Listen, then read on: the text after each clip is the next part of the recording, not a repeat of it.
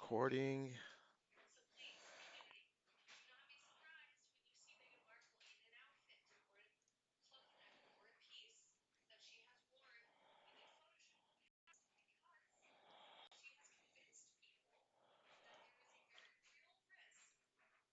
Hello, Anna. How are you doing?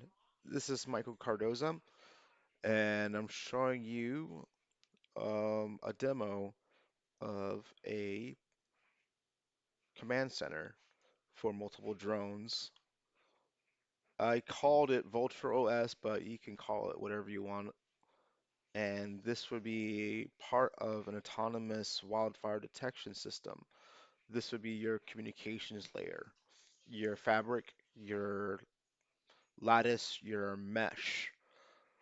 This is similar to how the military would do it, similar to how companies like Anduril did it.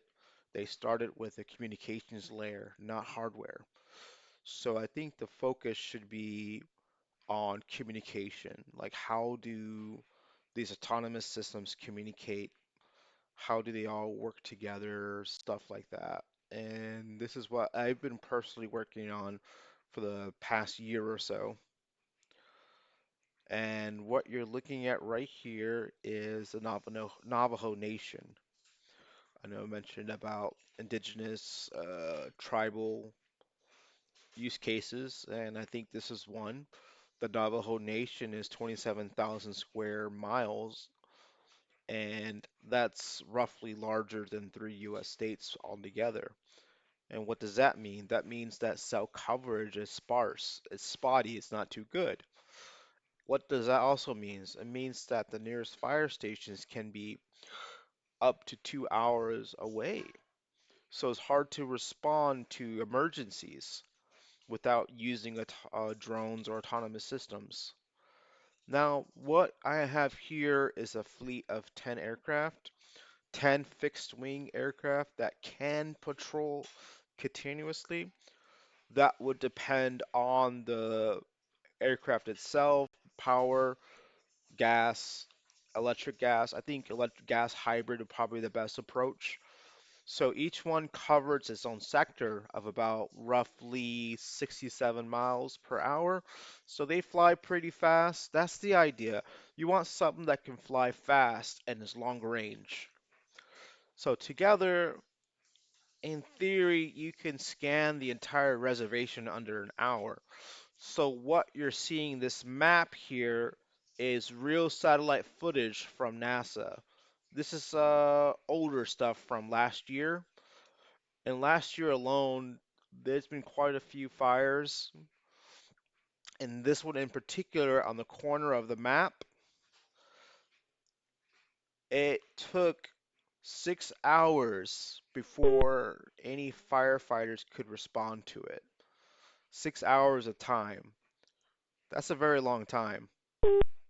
Now, what these things can do is that they're able to detect thermal anomalies. First, we take in satellite data of actual wildfires, right, that burnt. And what you're seeing on this map is the temperature, confidence level, and exact GPS coordinates. So now, as an operator, I will select aircraft that can respond. So here, I'm going to send Charlie and Echo 2 units for redundancy. So with one click like that. So you probably can't tell,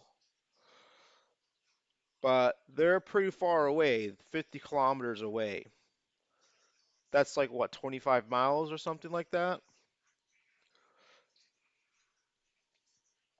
And both aircraft broke, they break from patrol and cover the target.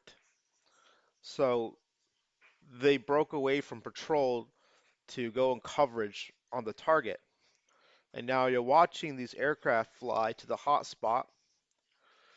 And if you zoom in, you can see there's a little dotted tail You know, there's, I'm sure there's different ways we can do it. I'm just trying to figure that out. So Echo was roughly 33 kilometers away, and Hotel Charlie is 31 kilometers away. If we wait a little bit, it will arrive on site, and then it will confirm whether or not that that thermal signature is a real fire or not. I mean, with training and with more data, we can make a very robust fire detection system. Very robust. I have roughly 4 gigabytes of fire data that I took from NASA, and that's what I'll be training the machine model on. And I firmly believe they'll be very good at detecting fires in the future once we're able to roll out a functional prototype. Now, a prototype, we can honestly use any kind of drone as long as we can put thermal imaging on it. FLIR was mentioned, and some other things was mentioned. We can discuss that in more detail later, but I just want to show you that a system like this can work and it can be put to good use, even like on a small scale. It doesn't have to be this large scale. It could be a county or township. Maybe the township is near eucalyptus trees, near redwood trees, which are prone for fire starters, eucalyptus trees especially. So now Echo is 15 kilometers away,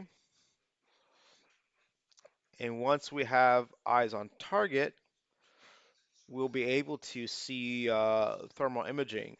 So the idea is that the drone, we could be able to see what the drone sees once we get to that point.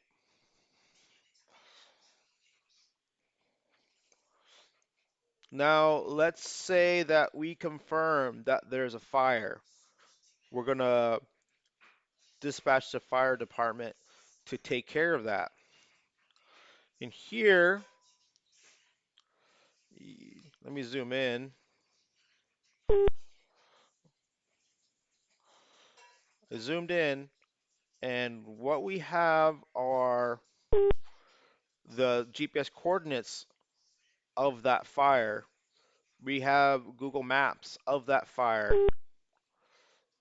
We have the thermal reading, and it was verified by Scout 3. What was the verification method? Visual and thermal imaging.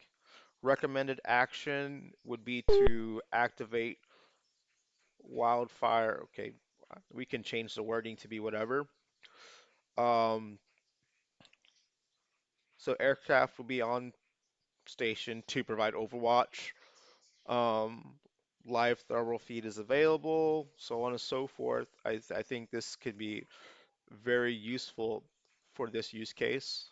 Let me know what you think. All right, and thank you for your time. This is Michael Cardoza out.